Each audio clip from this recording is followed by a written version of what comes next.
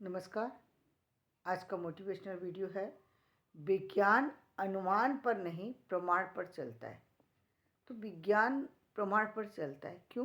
क्योंकि यहाँ अनुमान कोई काम नहीं करता कि हमने ये अनुमान किया कि चांद पर जो है व्यक्ति जा सकता है। ये हमारा अनुमान है कि चांद पर व्यक्ति पहुंच सकता है।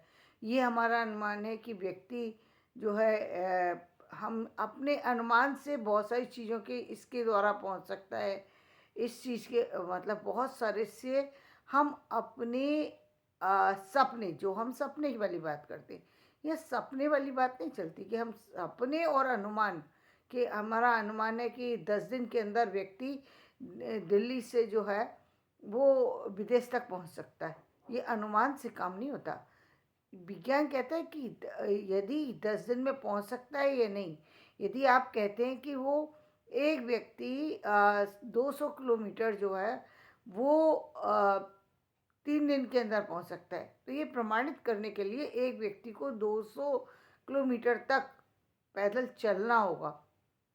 और तब हम उसके उसको टाइम को देखेंगे कि वो लगातार चला था या उसमें रुक कर के चला था, उसने कितना समय कंटिन्यू जो है स्पेंड किया और कितना समय ठहर करके स्पेंड किया।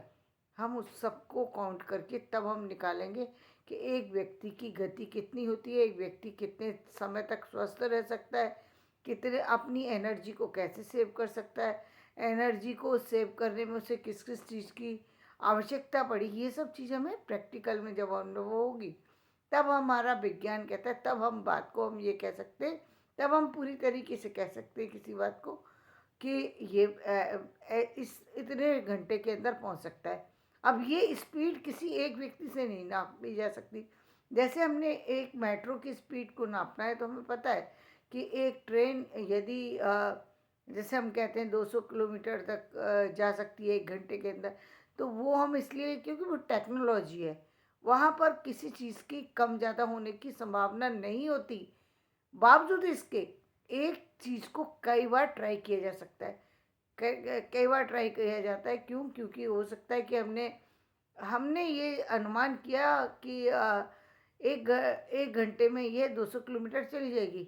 हो सकता है टेक्नोलॉजी कहीं फेल हो जाए, हो सकता है बीच में जो है उसमें कुछ गति में कुछ अवरोध आ जाए और कोई कारण बन जाए। तो हमें इसको प्रमाणित करने के लिए कई बार उसको प्रैक्टिकल में अनुभव को लेना पड़ेगा। जब हम उस अनुभव को कई बार लेने में सफल होते हैं तब हम मानते हैं। बल्कि देखा तो ये गया कि एक चीज़ का एक्सपीरियंस करने के लिए, इसीलिए रिसर्च करने के लिए बहुत सारा सा समय भी लग जाता है कई बार। और कई बार बहुत सारा समय नहीं लगता, लेकिन रिसर्च फिर भी कई बार करनी पड़ती है। जैसे कोरोना के टाइम में आपने देखा कि कोरोना के समय पर तुरंत दवा की आवश्यकता थी। तो दो चीज़ें सामने आई थी। एक तो ये कि दवा जो है कितनी दवा और कितनी जल्दी लोगों तक पहुंचा सकते हैं, और कौन सी दवा ज़्यादा प्रभावी है। बहुत सारे लोगों ने अलग अलग देशों में अलग अलग जगह दवा बनाई गई, रिसर्च करने वाली पूरी टीम काम कर रही थी, लेकिन कौन सी दवा जल्दी तैयार, कहाँ जल्दी तैयार हो सकती है और उसकी सप्लाई कैसे हो सकती है, वो लोगों तक कैसे पहुंच सकती है, लोगों की बॉडी में जा कर के वो उसका प्रभाव कितनी जल्दी वो दवा असर दिखाएगी, क्योंकि लोगों को बचाने की आवश्यकता थी। तो विदिन आवर्स, यानी विदिन आवर्स इसलिए कह रही हूँ कि 48 आवर्स में ही इस निष्कर्ष पर पहुंच गए थे कि ये दवा जो है, कोरोना की दवा जो है, ये ज़्यादा लाभप्रद है और ये ज़्यादा लोगों तक पहुंचाई जा सकती है। इसीलिए इंडिया की दवा ज़्यादा कारगर, क्योंकि बहुत सारे लोगों ने एक साथ एक ही चीज़ पर काम किया। मतलब जो हमने रिसर्च में एक व्यक्ति जो एक एक्सपीरियंस को लेने में जो काम करता है, वो हजारों व्यक्ति उसी चीज़ पर एक ही समय में काम कर रहे थे, तब उसका निष्कर्ष तुरंत आया और तुरंत उस चीज़ को बनाया गया और वो लोगों तक पहुंचाई गई, ताकि जल्दी से जल्दी लाभ हो सके। इससे पहले भी हमने देखा चेचक वगैरह और चीज़ों के जो हुए, वो या हैजा वगैरह इनकी बीमारियों पर जब तरह तरह के इंजेक्शन बनाए गए और चीज़ें बनाई गई, उसमें टाइम लगा। टीबी का इंजेक्शन बनाया गया, बहुत समय तक लोग टीबी का सफ़र करते रहे, नहीं बन पाया। अभी तो कैंसर वगैरह का भी बनने लगे। तो ये सब जो टीके बनाए गए, चीज़ें बनाई गई, आजकल इसलिए ज़्यादा जल्दी बन जा रही हैं क्योंकि ज़्यादा लोग इस फील्ड में उतर चुके हैं। पहले बहुत कम लोग इस फील्ड में उतरते थे, मेडिकल फील्ड में तो लोग उतरते नहीं थे। फिर मेडिकल फील्ड में भी उतरने के बाद ये रिसर्च का फील्ड अलग है, और एक मेडिकल जो शल्य चिकित्सा है वो अलग है, जो सामान्य चिकित्सा है वो अलग है। इसमें भी तो अलग अलग हैं, तो बहुत सारे से जो वो है, उसमें अलग अलग काम करने की ज़रूरत थी। लोग एजुकेशन में इंटरेस्टेड नहीं थे। जब एजुकेशन में इंटरेस्टेड नहीं है तो इस फील्ड में कैसे जा सकते? कोई व्यक्ति कहे कि बिना करे ही वो एजुकेशन के इस लाभ को उठा सकता है, विज्ञान की इन चीज़ों में पारंगत हो सकता है। पारंगत तो क्या, आप उसकी उसको छू भी नहीं सकते। उस एक्सपेरिमेंट को करना तो बहुत दूर की बात है। आप सामान्य बातों को भी नहीं जानते हैं। सामान्य बातों को भी आप प्रयोग नहीं कर सकते हैं क्योंकि आपका कोई अनुभव नहीं है। आपने स्टडी नहीं की। स्टडी करने के बाद पता लगता है कि एक चीज़ की स्टडी में कितना टाइम लगता है। ये तो प्रैक्टिकल चीज़ें हैं, चाहे मेडिकल से रिलेटेड हो या फिजिक्स से रिलेटेड हो या केमिस्ट्री से, ये सारी मतलब जितनी चाहे साइंस के लिए, इसीलिए क्योंकि वो आप प्रैक्टिकल में करके देखते हैं। तो हर चीज़ को प्रैक्टिकल में करना बहुत जगह पर बहुत ज़रूरी भी हो जाता है कि हम अनुमान से हम जब चलते हैं, तो जहाँ हम अ, कुछ चीज़ों के लिए अनुमानित करके हम काम कर रहे हैं, अभी तक वही सबसे बड़ा वही तरीका अपनाया जाता रहा कि हम अनुमान से चीज़ें कर रहे थे। अनुमान से चीज़ें करने में हम सही निष्कर्ष पर नहीं पहुंच पा रहे थे कि सही निष्कर्ष क्या होगा, कितने दिनों के अंदर चीज़ें लाभ दे पाएंगी, कितने समय पर टेक्नोलॉजी का प्रयोग हो सकता है। अभी भी बहुत सारी ऐसी चीज़ों पर जो रिसर्च चल रही है वो इसीलिए चल रही है क्योंकि हम काम कर रहे हैं, लेकिन काम करने के बाद भी रिजल्ट प्रॉपर नहीं है। रिजल्ट है लेकिन प्रॉपर रिजल्ट नहीं है। प्रॉपर रिजल्ट के लिए एक निश्चित समय का लगना ज़रूरी होता है। बहुत सारी सी चीज़ें हमने देखी कि जो जहाँ पर फर्टिलाइजेशन का हमने देखा, जो और चीज़ों के बारे में हमने देखा, उसके बारे में हमने समझा। जो हम फूड प्रोसेस के बारे में हम जानकारी हम लेने जब चलते, तो अभी हमने देखा था कुछ दिन पहले एक बहुत बड़ा लोगों ने एक छोटा सा विषय नहीं था, लेकिन उस विषय तो फूड से रिलेटेड था, तो महत्वपूर्ण था, लेकिन उसको इतना बड़ा बना दिया जो कि सारी चीज़ों के अंदर मिल जाती है। यानी उन्होंने जो मैगी के ऊपर जो उठाया था ऑब्जेक्शन, वो सिर्फ एक एक मतलब कभी कभी तो लोग सिर्फ मुझे लगता है जानकारी के बिना भी उठा देते हैं। कभी कभी और भी बहुत से कारण होते हैं जिसके कारण से उन्होंने वो ऑब्जेक्शन उठाया और मैगी को ही ख़राब बता दिया, और इसमें ये है और इसमें ये है और इसमें, जबकि जो चीज़ें वो उसके अंदर बता रहे थे वो चीज़ें और भी खाने की और भी चीज़ों में वो चीज़ें दिखाई देती हैं। लेकिन उन्होंने और चीज़ों पर नहीं, मैगी के लिए उन्होंने इस पर्टिकुलर इसलिए बोला क्योंकि मैगी ज़्यादा लोगों तक पहुंच रही है, ज़्यादा बिकने लगी। तो कई बार लोग जो है ना दूसरे कारणों से अपनी पर्सनल चीज़ों के कारण से भी चीज़ों में को वो चीज़ों को जो है वो अलग दृष्टि से देखने लगते हैं। अब कहीं कहीं ऐसी चीज़ें देखने के लिए बात करते हैं। अब जब आपने एक फूड पैकेट के ऊपर लिखा हुआ है कि 6 महीने का समय है, तो वो 6 महीने का जो समय दिया है वो तो एक लास्ट का टाइम है। यानी उसमें खराब हो भी सकता है 6 महीने में, और ये भी हो सकता है 6 महीने से पहले खराब हो जाए। 6 महीने क्या, 5 महीने में भी खराब हो जाए, ऐसा भी हो सकता है। इसलिए जब आप चीज़ें लें, तो यदि आप 6 महीने की करके ले रहे हैं तो निश्चित रूप से 1 महीने पहले पहले तो आपको उन चीज़ों को लेने से बचना चाहिए जो बिल्कुल लास्ट उसमें चल रही है।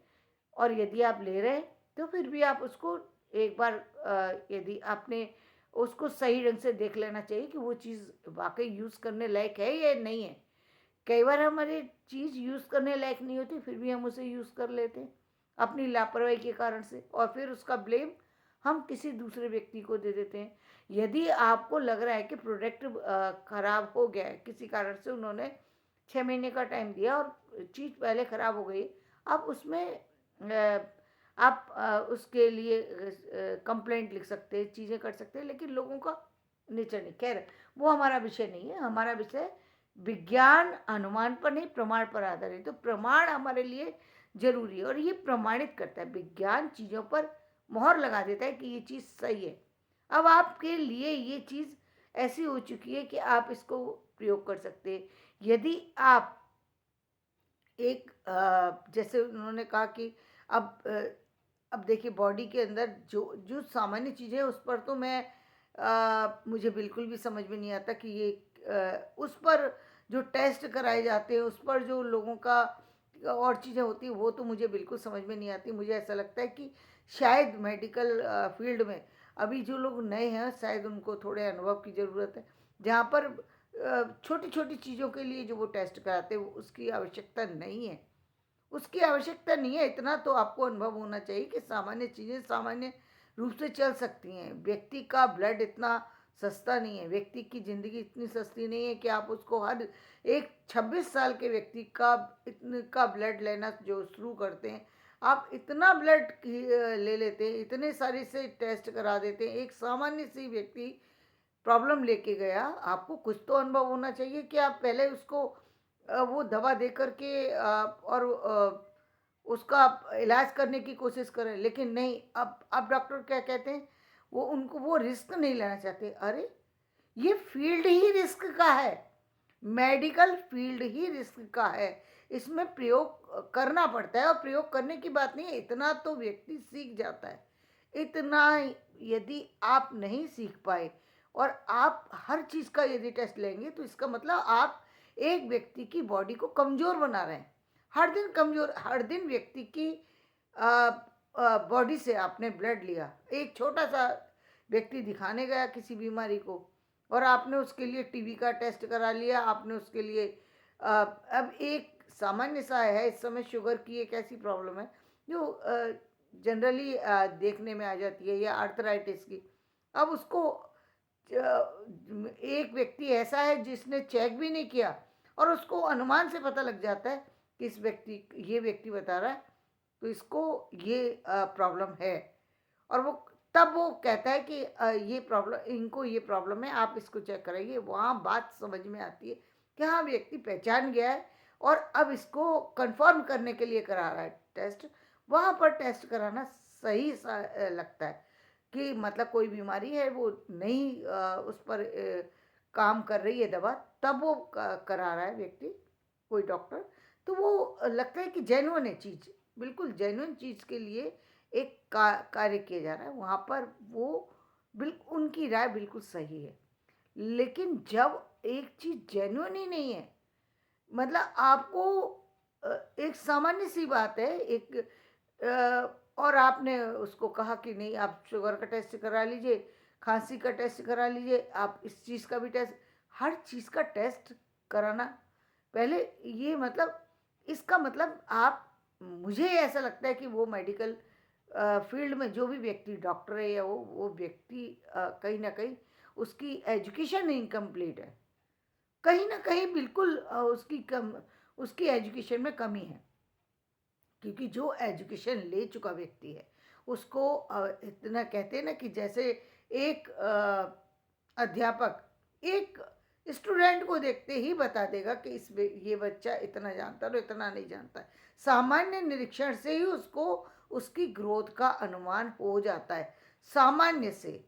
अब बहुत ज़्यादा जानने के लिए उसके बाद की बात है, लेकिन एक सामान्य एक्सपीरियंस से भी व्यक्ति के बारे में अनुमान किया जा सकता है। तो कुछ चीज़ें अनुमान से होती हैं, कुछ प्रमाण से होती हैं। जब आपको कोई बड़ी चीज़ का प्रमाण लेना हो, तब आपको उन चीज़ों पर जाना चाहिए जिन चीज़ों को हम विज्ञान के द्वारा सिद्ध कर सकते हैं, और विज्ञान हमें उसी में लाभान्वित करता है और विज्ञान के प्रयोग हमारे लिए वहाँ पर एक विशेष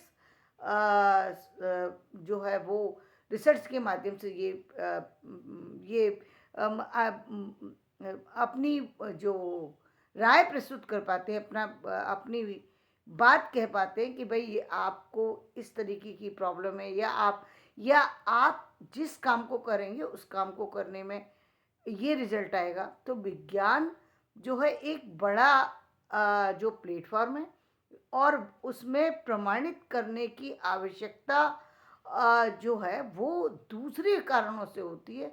उसमें इसका मतलब ये नहीं है कि हमने जो जिन लोगों ने अनुमान के द्वारा या जिन लोगों ने अन्य चीज़ों के द्वारा अपनी रिसर्च प्रस्तुत की है, अपनी बातें रखी हैं, हम उनको गलत सिद्ध कर लें। गलत सिद्ध नहीं कर सकते, हम उनकी उनकी बातों पर उंगली नहीं उठा सकते। हम अपने आप को करेक्ट करने के लिए उन चीज़ों को प्रयोग करके देख सकते हैं, लेकिन हम किसी व्यक्ति को जिसने कि पहले से कोई चीज़ को प्रस्तुत किया है, उसको हम गलत नहीं कह सकते। हाँ, उन्होंने जो चीज़ दिखाई है, उन्होंने यदि बताया है कि कोई फ़ॉर्मूला दिया है, कोई टाइम पीरियड दिया है, तो आप उसको एक प्रयोग करके देख सकते हैं कि क्या ये जो टाइम पीरियड दिया है वो सही है या गलत है। क्योंकि कोई भी व्यक्ति जिसने प्रमाणित साक्ष्य प्रस्तुत किए हैं, वो बिना अध्ययन के नहीं प्रस्तुत करता। वो चाहे अध्ययन दर्शन के आधार पर हो, आध्यात्म के आधार पर हो, या किसी और चीज़ के आधार पर हो। अध्ययन जब भी कोई व्यक्ति प्रस्तुत करता है, अपना शोध कार्य यदि व्यक्ति ने एक सही तरीके से किया है, निश्चित रूप से वो प्रमाणित होने के बाद ही अपने साक्ष्यों को प्रस्तुत करता है, और उन साक्ष्यों को और अधिक मजबूत बनाने के लिए या और अधिक जानकारी प्राप्त करने के लिए हमें विज्ञान की हेल्प लेनी पड़ती है, और विज्ञान की हेल्प लेनी भी चाहिए। क्योंकि जैसे हमने जैसे एक जैसे एक जो क्या बोलते हैं, एस्ट्रोलॉजी के अंदर जो गणित का जो नियम है, उसके आधार पर बिल्कुल निश्चित निकल कर के आ जाता है कि इस समय और ये घटना घटेगी, बिल्कुल निश्चित। यदि आपका मैथ सही है और वो ज्योतिष का आपको ज्ञान भी है, तो उसके द्वारा आपको बिल्कुल पता लग जाएगा कि एक्यूरेट टाइम क्या होगा और चीज़ें कब क्या होंगी। विज्ञान के द्वारा आप उन समय पर होने वाले घटनाओं से बचने के लिए, और वो घटना प्रमाणित है या नहीं, वो जो टाइम पीरियड बताया गया, देखिए कितनी अच्छी बात है कि हमें पहले से कोई चीज़ बता दी गई है, तो अब हमारे पास एक चीज़ तो है कि हम सिर्फ उस पर ही काम करें। क्योंकि अब हमें वो उस चीज़ का तो पता ही है कि भाई ये चीज़ हो सकती है।